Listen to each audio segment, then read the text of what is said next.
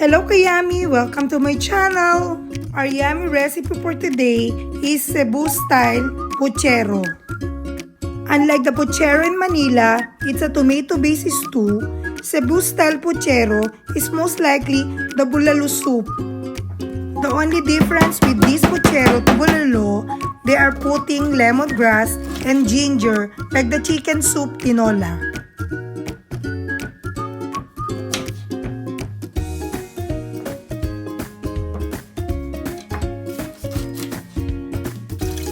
Let's start by one time washing the beef shank, then sear in a hot olive oil. We need to sear first the beef shank to bring out the good flavor of the beef.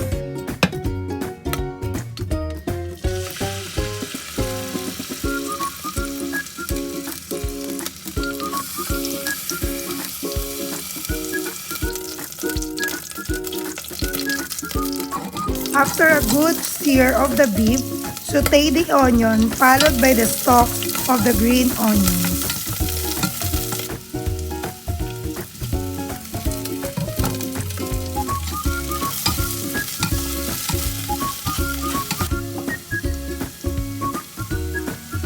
Then put it back the beef meat, saute for a while, then add the water enough to submerge the meat.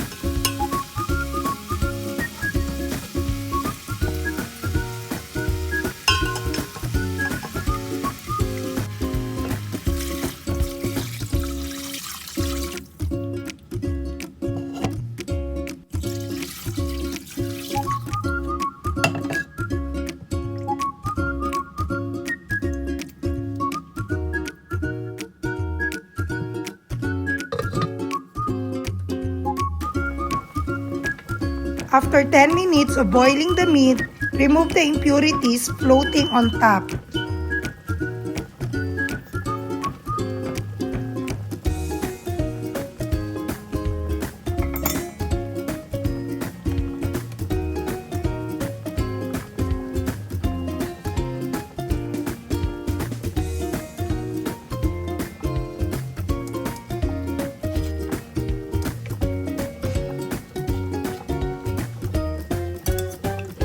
After 2 hours of slow cooking the beef meat, add the ginger and the lemongrass.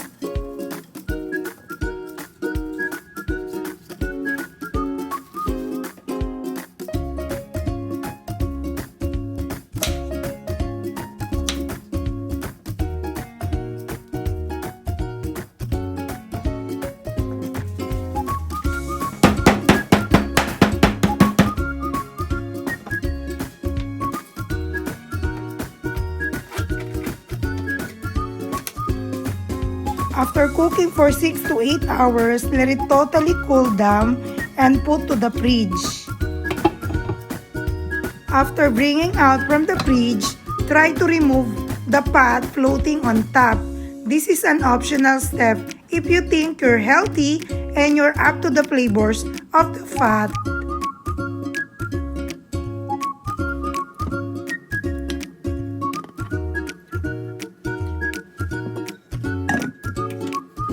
I still left few fats floating for flavors. When the beef broth starting to simmer again, I added sweet corn on a cob and bamboo shoot strips.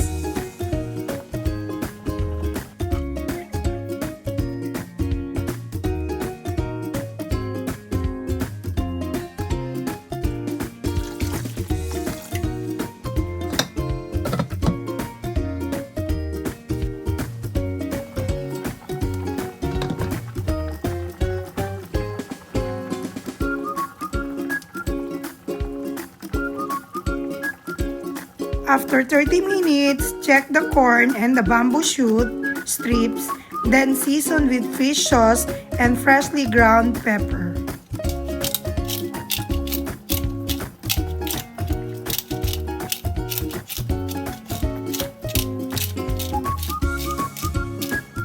After putting the seasoning like fish sauce, please don't stir the mixtures.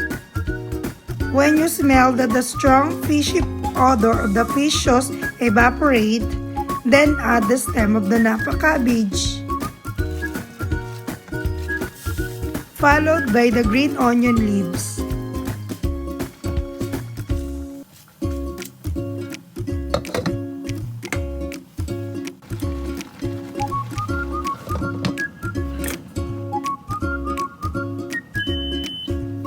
After 10 minutes, add the Napa Cabbage leaves, cook for a couple of minutes, turn off the heat, and melt with unsalted butter.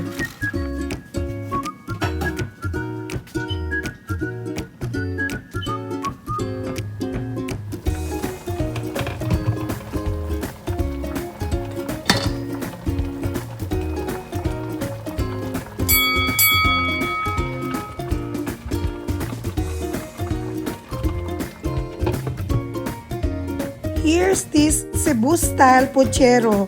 It is best to serve this with rice and fish sauce dipping. If you like this video, don't forget to press the like button, write a comment, and subscribe. Thanks for watching, guys!